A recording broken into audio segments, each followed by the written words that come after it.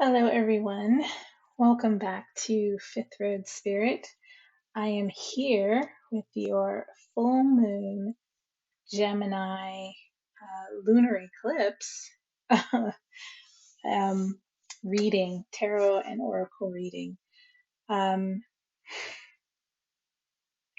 I feel like I have made, and this definitely is part of the reading, but just want to preface by saying one, thank you for being a subscriber, watcher, however you have come across this channel.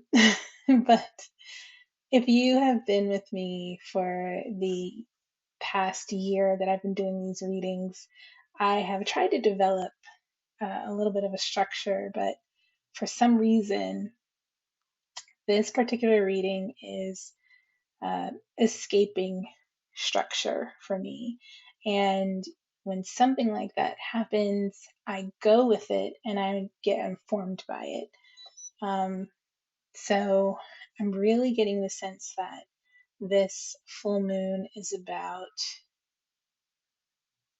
there's just change coming about. There is um,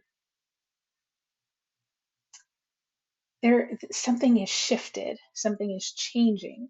And because this is the full moon Gemini, this is a lunar eclipse. It's kind of um, the effects of the full moon are uh, almost doubled. I don't even want to put a limit on it by saying a number. Excuse me. But it's expanded the power of the full moon for the Gemini full moon when it's a lunar eclipse moon. It becomes expanded. And I am so sorry. I actually realized, again, I just want to interject. I coughed a lot in my last video, and I didn't even realize it. My allergies are just kicking my tail. So usually when I wake up in the morning or when the sun's gone down and it's late, it just kind of ramps up. So I've got my tea with me today instead of water and try to keep the throat clearing at a minimum. Okay, so let's jump into this. This is the full moon. And that's the thing, like, I wanted to even write notes about it. And I was just like, something is different. Something is different. Like, I couldn't even really get into the note writing. So, as much as I'm going to try and structure this reading, it's probably going to have like its own form. And I'm just letting it because that is the energy of the feminine. That is the, continuing to move, continuing to make, have movement, constantly going, going, going. But also because the energy of the masculine is to be still. The energy of the feminine is to, keep evolving, keep growing, keep going, right? So, I mean, if you think about it, that's what, when I say masculine and feminine, I am talking about energies. So, just also want to clear that up. So, let's see, full moon, lunar eclipse in Gemini. This is going to happen on November 30th. So, Gemini in tarot is represented by the Lover's card. Again, typically I would put up the Lover's card so you could see it. I will pull it out. Maybe it'll come out later too. So, Gemini is represented by the Major Arcana Lover's card, which is the number 6 card in the tarot decks. This more about the sign. It is an air sign. It's ruled by Mercury, and again in tarot, Mercury in the Major Arcana is represented by the Magician, which is also interpreted as the divine masculine. So Gemini is also represented in sign by the twins. It's also known as the portals, or the two gods of the door. Now, so something interesting caught my eye when I was reading about Gemini is that sometimes the twins are referred to as Romulus and Remus. And of course, um, Romulus and Remus were twins that were raised by a wolf uh, in um, well, what is now Italy. But basically, though the twins went on to form, Rome and the great Roman Empire and all these great empires that everything around the world has stemmed from. Just went on and on and on. So, and I like the idea that Romulus and Remus, the myth of Romulus and Remus was that they were raised by, they were abandoned, or they were twin boys left alone, and they were raised by a lone she wolf who raised them as her own two, sons. So I just think the idea of that, all that coming from that feminine, kind of plays into the reading, or at least the energy of the full moon in Gemini, is that that kind of a family. If we think about the Lover's card, there's a man, a woman, and an angel. If we think about the triad in that card, um, we can understand uh, how this full moon in Gemini might expand in our lives. So I'm thinking that and feeling that there's this energy of this new family being created, but it's expanded. It's a bigger idea. We're creating a new world, and this is just the beginning. This is just the beginnings of that new story of Romulus and Remus and the she wolf that is raising them, right? If I can find that story, I will link to it in the description so you can read about it. Let's see. So Gemini, when we talk about Gemini in the body, Gemini rules the respiratory system. Uh, it's related to the shoulders, the arms, hands, and the rib cage. Characteristics of Gemini include intelligent, expressive. It is an air sign, and air is all about, talking, right? They are idealists and also very ambitious. They are also restless, verbose. They are shiftless, and sometimes they lack concentration. But again, I just want to reiterate, I tried to sit down and do this write up for this reading, and um, I just could not do it without saying that I just felt a shift. I felt a shift. Something is different. And I'm kind of just, looking forward to seeing what the cards have to say. I'm going to pull out an Archetypes card to give us an idea of where we might be headed with this Gemini full moon and the lunar eclipse. But either way, I'm just really excited. Let me do one thing here. Make sure the volume is up. Yes, it is. Sorry about that. Here we go. All right. And let's see. All right, let's get into it. Put this to the side. So I've already got my candles up. I've got my third eye chakra that represents Sagittarius.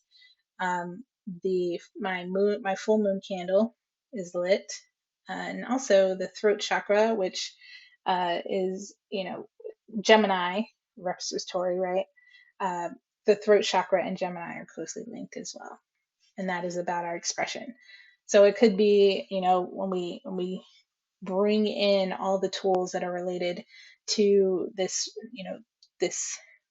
astrological event, and try to interpret it through tarot and through oracle and through how we celebrate it, like rites and rituals, right?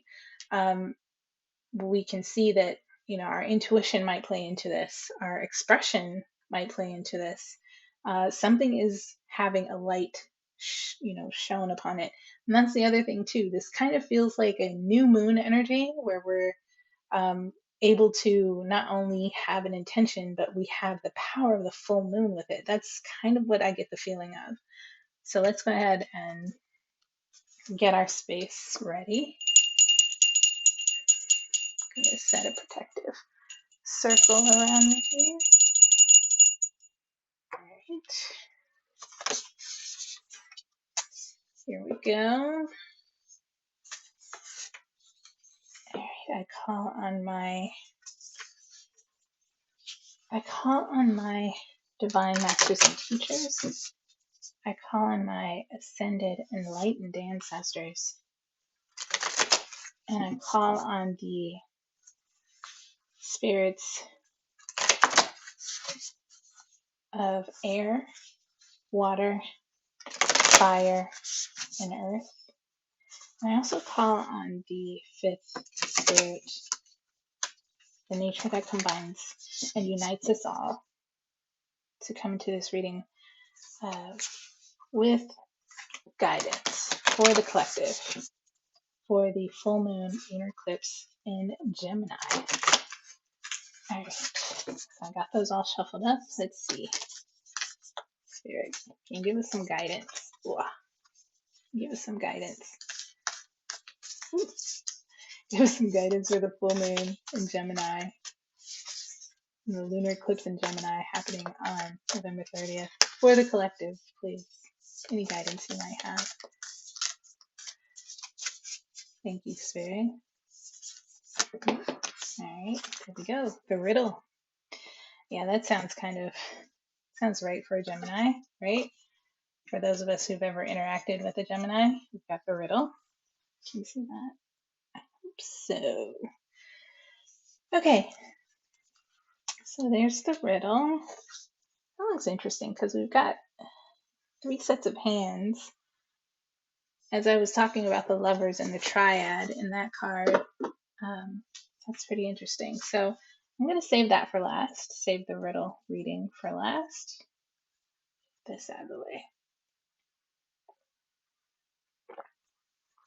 Ooh, tea is so good. All right. So let's go ahead. I'm going to use the Rider-Waite today, the Rider-Waite deck. And I'm going to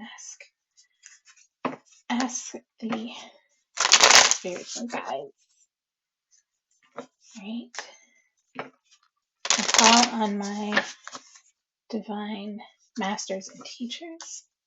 I call on my ascended enlightened ancestors. And I call on the spirits of air, water, fire, and earth. I also call on the fifth spirit, spirit that unites, combines them all, to come to this reading with some guidance for the collective,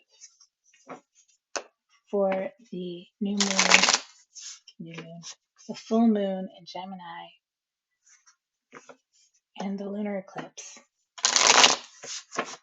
Thank you so much, Spirit. Thank you. All right, let's see. Spirit, do you have any messages for the collective, for the full moon in Gemini? Do you have any messages for the collective? Wow, that's a lot of cards, but I'm going to take them. Do you have any messages for the collective, for the full moon in Gemini? Do you have any messages? Yeah, thank you. All right, cool. Right at the bottom of the deck, we have the star. What came out? So we had 4 cards come out all at once. Got the Ace of Swords, the Queen of Swords, the Knight of Cups, the Eight of Swords, and the Knight of Wands. Got a lot of royalty out here. But we only have 1 queen. So let's get started. Actually, let me take a minute. Let me take a minute to sit right there. Okay. It's crazy. I don't know why I heard that. All right.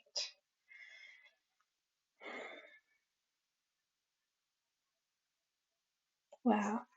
So right off the top, there is this, we're basically we're being given the keys to a new kingdom, or we're also finding our voice, right? We're finding our voice in like our who we really are with this Ace of Swords. This is a lot of times the Ace of Swords can be that we're getting email communication, or someone is calling us, or we're getting text messages or something like that. But it is a beginning, right? It is the beginning of the suite. And so this is where we find ourselves. Um, yeah, we're in the beginning and we're getting a new beginning in the beginning, right? So as we move forward, I get this sense of, keys to the kingdom, because we've gone from Ace of Swords directly to Queen of Swords. So it's like that game of Monopoly where, don't don't, just go straight to collect $200, right? And you're just like right off the bat you're starting off on a good foot. But we also have to understand that when we're in that Queen of Swords energy, the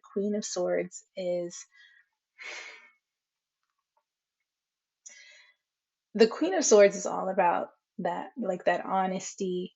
um there is, I think I've said this before, there is a poet named David White, who said something about, the truth. And the Queen of Swords is carries, for me, she carries that truth. She carries that truth as a,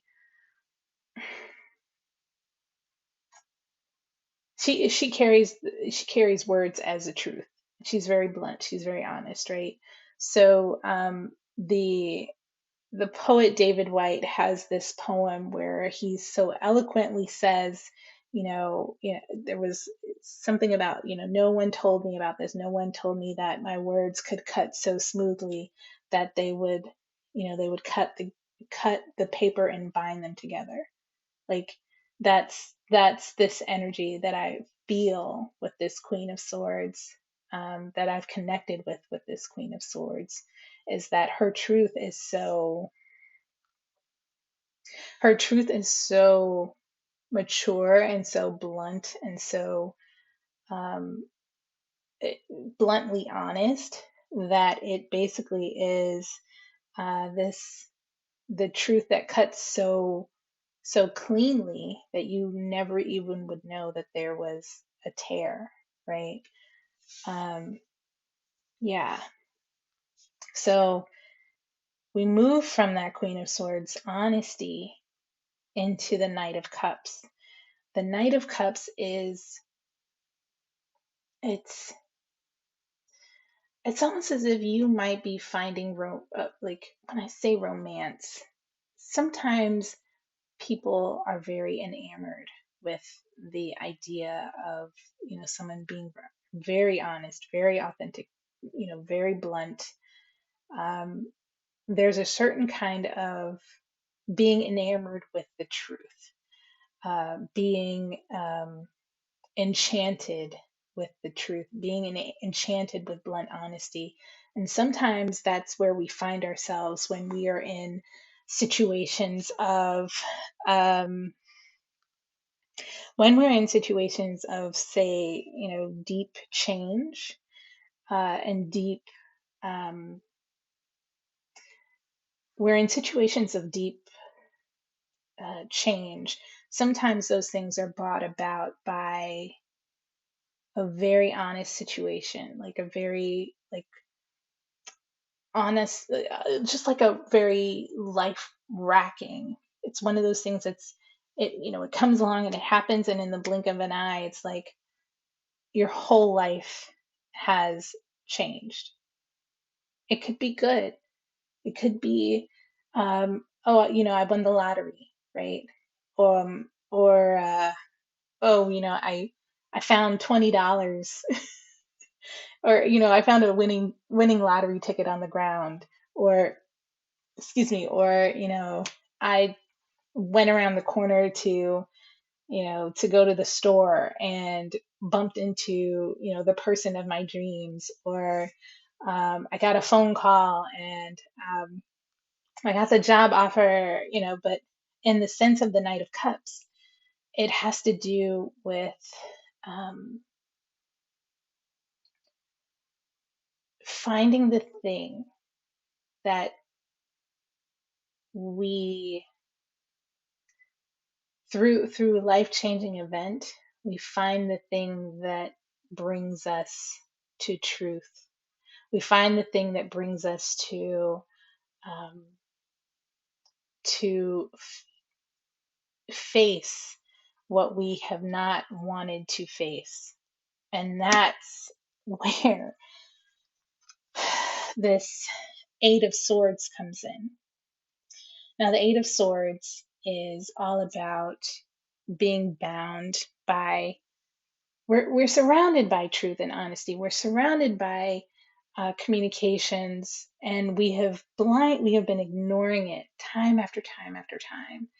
And it's almost, well, I keep saying it's almost, uh, I get the sense from this, if we look at the journey from the Ace of Swords through the Queen of Swords into the Knight of Cups, we are finally being shown,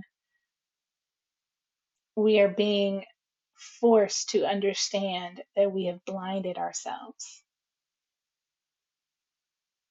because we have gone through an emotional process, because we have been, we've, someone has brought us honesty in the form of romance. Someone, and it's, I don't know how to, when I look at these two together, the Queen of Swords and the Knight of Cups, um, you know, they really don't either enhance or affect each other, but they don't cancel each other out. So both of them are coming through in this journey, right? With messages, with um, either action or inaction. But either way, the crossroads of those two energies are going to bring about some sort of a simple truth that is mind blowing, right? And if you're paying attention during the cycle, you will see that mind blowing truth, and you will understand, holy crap, I have blinded myself to so many things. I have blinded myself to so many truths. I have not allowed the truth to come through, but now I have no choice. Now, with this Knight of Wands, we are, I don't want to say that someone is coming to the rescue, but I see that someone is coming to, so basically, if you don't take the blinders off, someone is coming to you know, set this truth afire. So all these messages around you that you've been given, it's almost as if there's this, someone is coming with this. Uh, the Knight of Wands is carrying this wand, right? Someone is coming with fire. Someone is coming, you know, someone's just gonna come along and just say, "Whew, I'm going to light your world on fire." Now, depending on what, if you allow the blinders to fall, that might be, this Knight of Wands coming through may have like a very good effect, may have a great effect. This might be, the, the love, like the physical love that you've been looking for to grow with, right?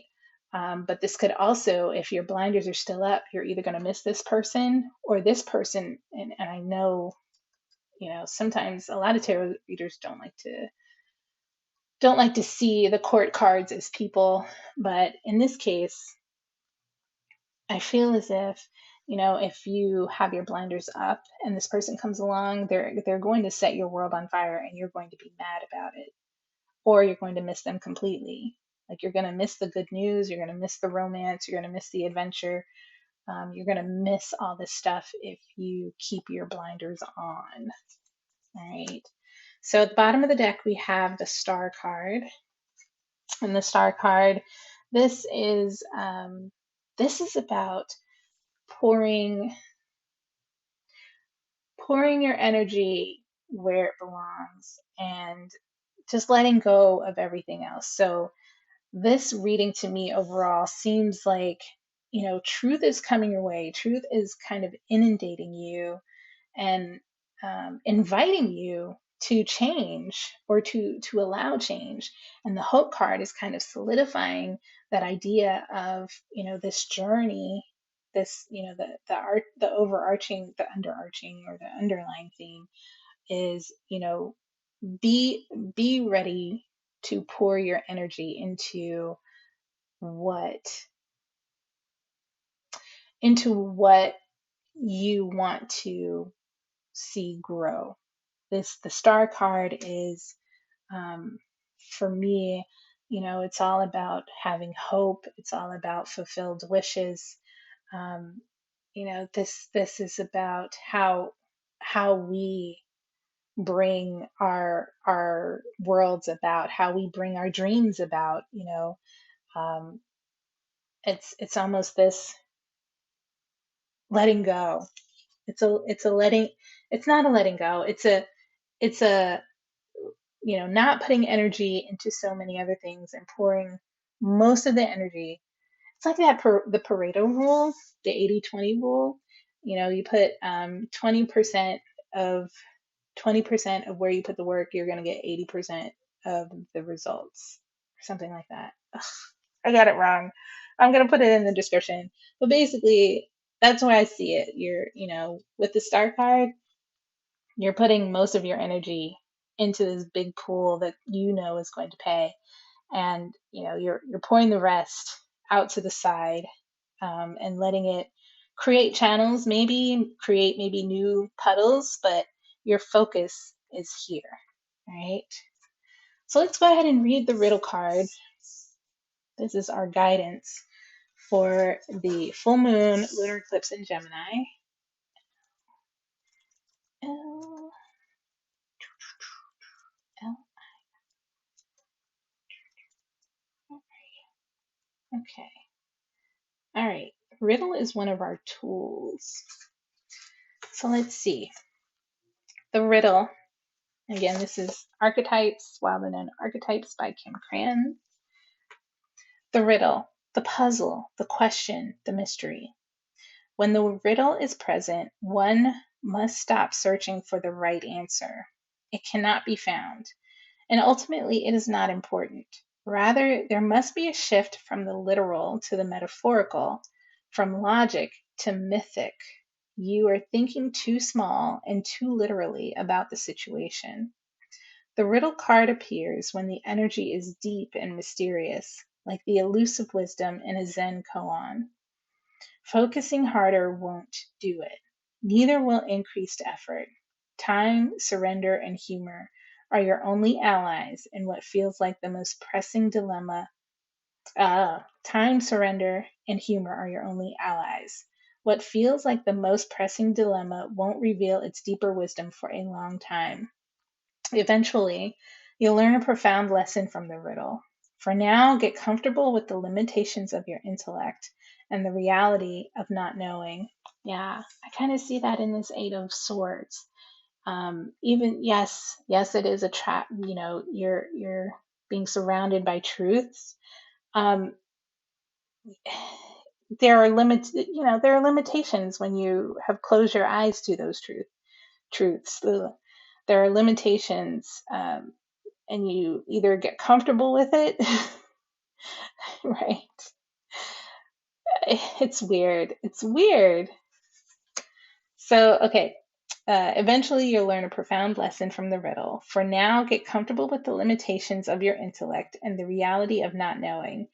It may, in fact, be the only reality there is. So, when the riddle energy is in its light energy, there is a great awakening or an aha moment.